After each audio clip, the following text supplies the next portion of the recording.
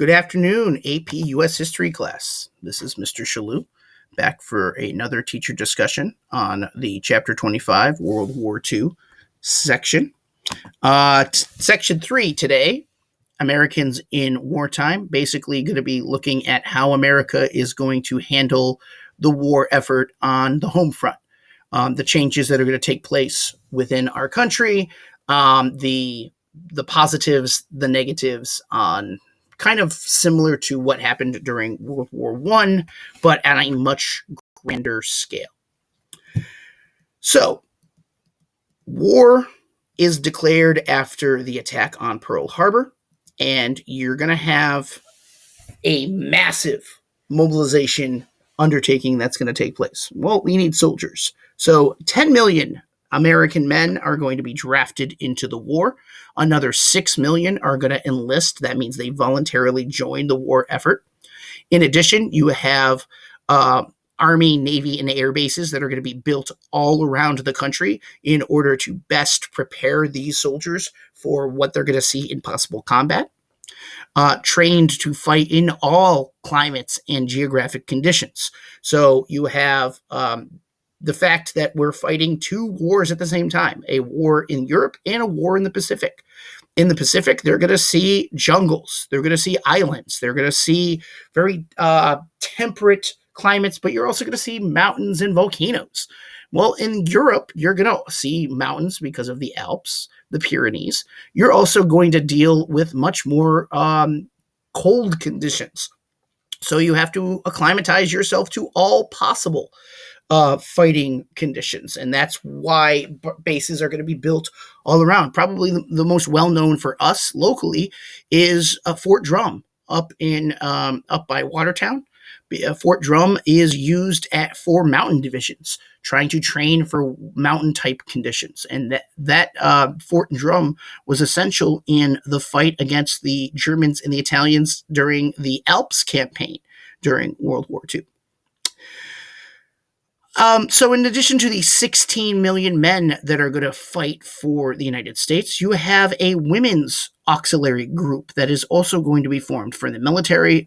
You have the Army Auxiliary Corps, and you have a naval version of that same kind of auxiliary corps. What their main jobs, non-combat roles, they're going to be more administrative or behind the front lines. Women serving as mechanics. Serving as engineers, logistics. So women are very much going to be involved in the planning and the execution of the war effort. They're just not going to be on the front lines like men are. So definitely more of an active role for women in the fight. Also, you have female pilots that are going to train pilots here in the United States and abroad. That for the first time, women are going to be given more access to opportunities than they had previously.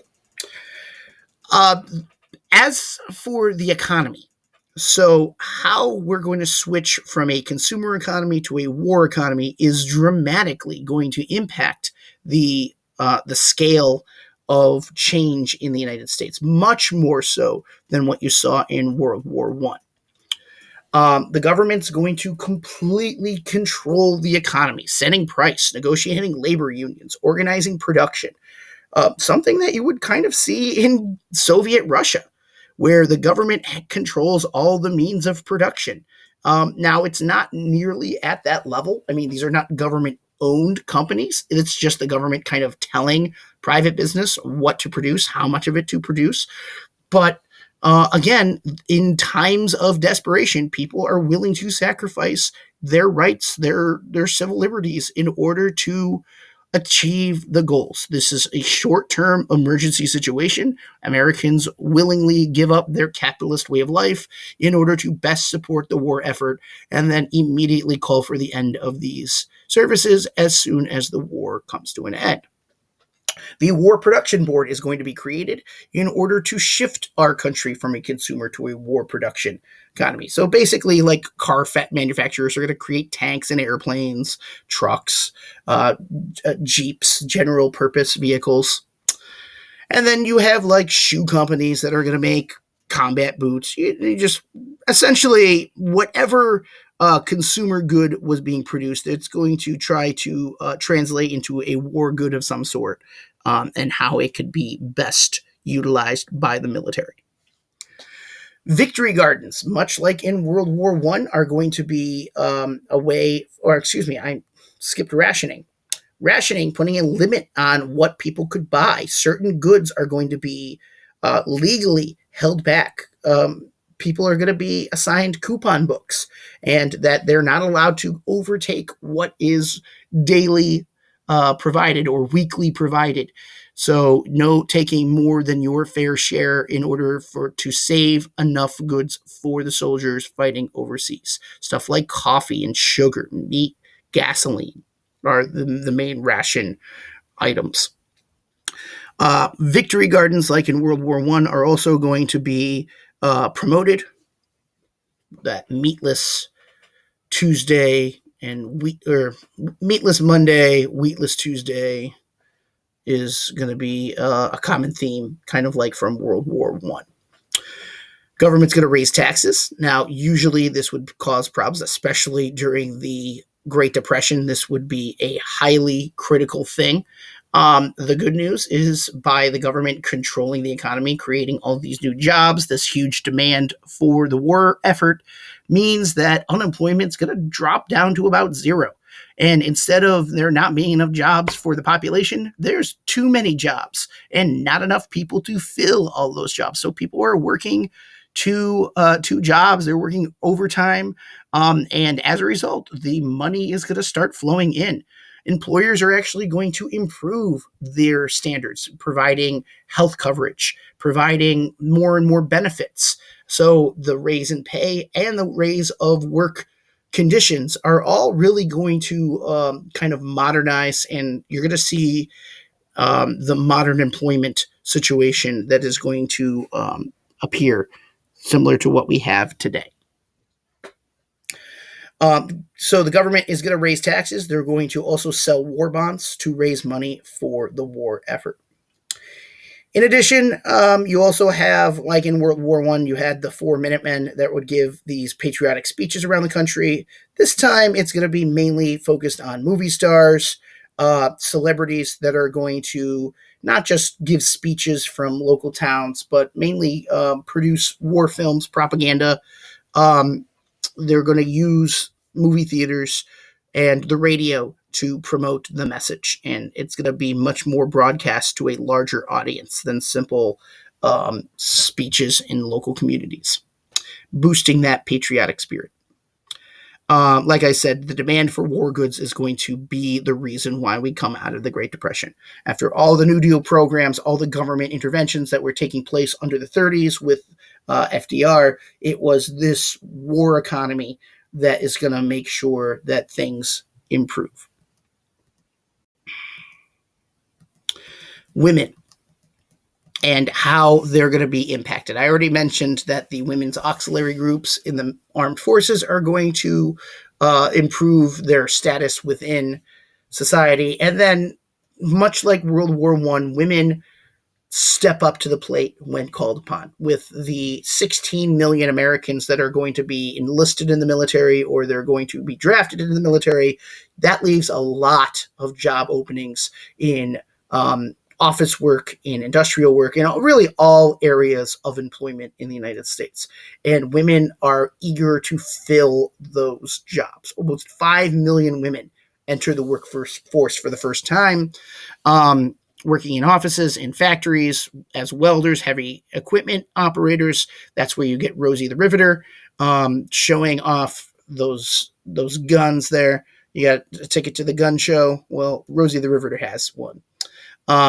She's not actually a real person. She's a fictional character for propaganda purposes, although the style of Rosie the Riveter really becomes the main style for women's fashion during the World War II era. The need for female workers is really going to help earn better pay as well. So because of this now demand for workers, I said on the previous slide that you have working conditions that are going to improve, more benefits, more opportunities for health coverage, for better pay overall, for more safety and health considerations in the job, the employment area in the factory. So the government is going to support equal pay for both men and women doing these jobs. It's not always going to be the case because, again, it's still down to the private business what they're going to pay workers. But the government is going to make a lot of concessions, making sure that equal pay is provided to men and women for the work that they're doing. Working in factories gave women a lot of new confidence and changes people's perceptions about women, what they could or could not do. It's not like this is totally a foreign topic. It was only 20 years earlier when women were working in World War I conditions. However, this is a new generation, and it kind of renews that idea that women are just as successful and competent and can mentally, physically perform the same tasks that men can do. Yeah. African Americans. So usually this is the point in a PowerPoint where you like talk about, oh, well, not all groups were able to benefit from the changes that took place. Well, African Americans actually took on this mantle in World War II, and they saw an opening that they could help achieve victory in Europe while at the same time achieving their own victory here in the United States. Their need for labor really kind of pushes the issue of civil rights to the forefront and trying to eliminate the discriminations, the segregations that have existed in this country. That this was an opportunity for the African American community to really show that their status was equal to the white community and that their contributions to helping to win the war effort could then be used as a springboard to equal treatment under the law. So you have the double V campaign: victory over the enemies overseas, and then victory over discrimination here at home. And this was very instrumental in essentially starting the civil rights movement. Civil rights movement did not start with Brown versus Board of Education in the 1950s. It was during the World War II era when African Americans really kind of push for their equal treatment. Why would they be trying to end authoritarian regimes in Europe and in the Pacific when in their own backyard, in their home country, they don't also have their democratic rights? So when many factories put up help wanted whites only signs, you have influential leaders like A. Philip Randolph threatening to lead a march on Washington if something wasn't done. So with the possible threats of demonstrations and riots and there was even like some fears that Axis powers would look at the inhumanity of the American government and kind of compare it to their own way of life.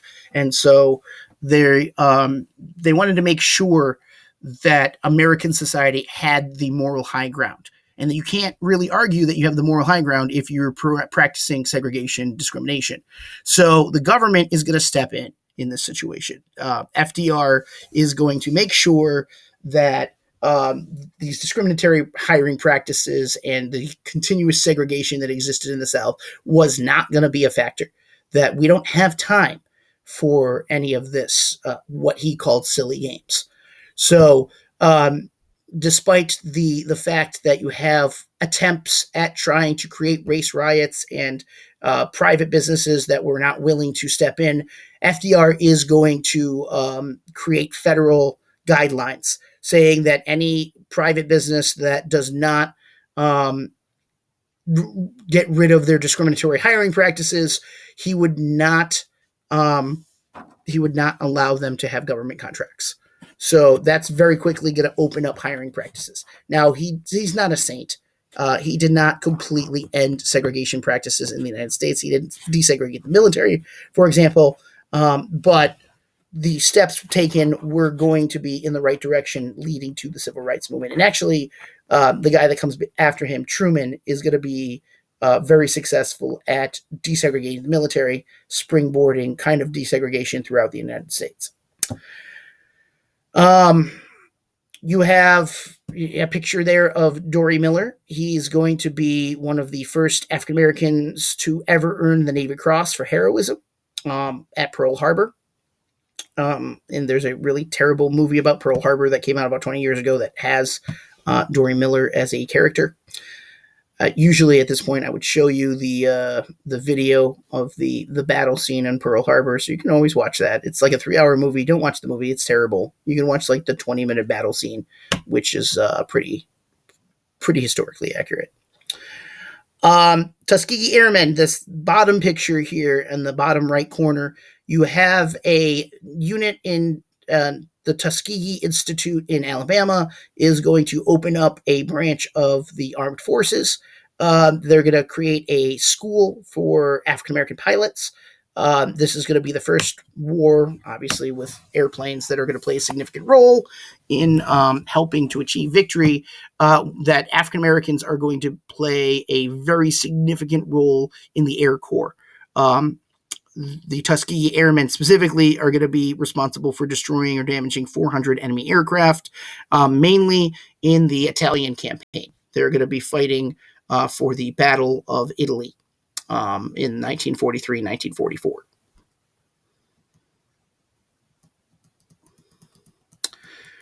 So I want to go back to Pearl Harbor. The breakdown between the United States and Japan, and then this really kind of, for most Americans, this was completely blindsiding the country. There was not a lot of publicity about the tensions between the United States and Japan. It was mainly kind of at the government level where you had blockades. And so a lot of America was kind of focused on what was happening with Hitler in Europe. And they didn't really have their attention to what was happening with the Japanese in the United States. So this blindsided a lot of Americans, the attack at Pearl Harbor and drawing us into the war. Well, this is going to have a negative impact on the Japanese Americans living in the United States. So there are hundreds of thousands of Japanese Americans. Most are living on the West Coast. You have about 110,000 Japanese Americans that are living on the West Coast, either Washington, Oregon, or California.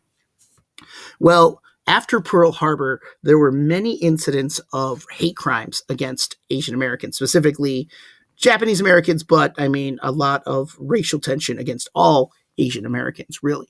And so the government felt that they had to take some sort of action to not only protect the Japanese American citizens from these kind of hate crimes, but also kind of also in a racist kind of way, making sure that their loyalties, these Japanese Americans, were loyal to the United States and not to the ethnic history of Japan.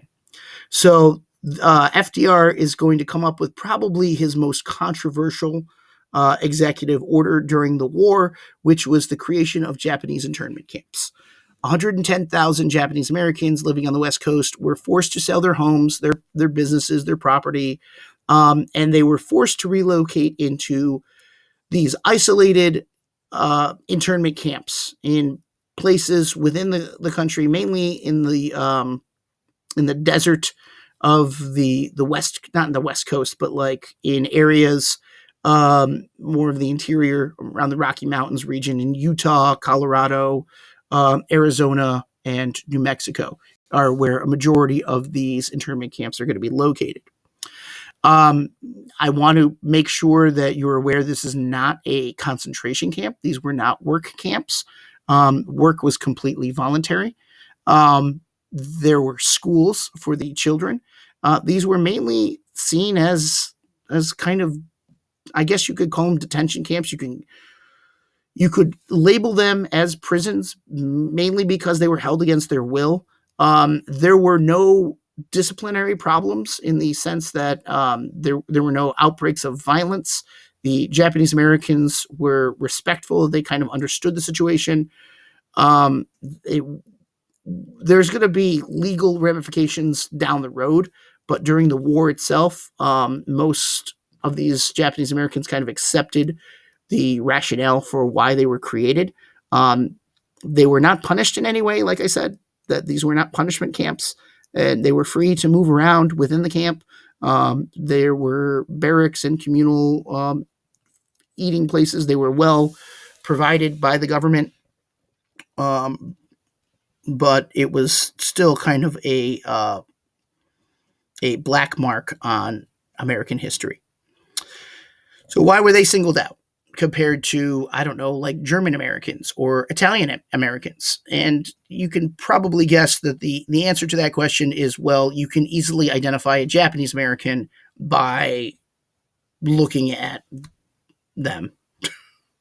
And that's not funny. So the racist element is really a main key. That it's really hard to judge whether somebody is an Italian American or a German American, but it's really easy. It's much easier to identify somebody as an Asian American.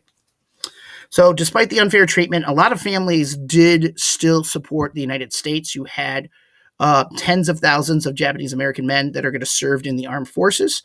In fact, the 442nd Nisei Regiment is going to be one of the most decorated military units in all of American history. The government is then going to, not then, but like 45 years later in 1988, it takes that long for the government to recognize that maybe the Japanese internment camps were a tad racist and that this was not necessary. There could have been better protections for Japanese Americans during the war. So there is a compensation that the government provides for those that were still surviving, which is actually a pretty large percentage of those that were interned in World War II were still alive in 1988. Survivors were paid $20,000 each. It's kind of a too little too late situation where the government didn't recognize the problems that existed here until way after they should have. And I'm going to stop right here. Thank you for listening. If you ever have any questions, please email. You can always leave a comment in Classroom. Check out the YouTube page and check out the other teacher discussions. I hope I'm not just talking to myself. And leave a comment if you like what you see. Thank you. Bye.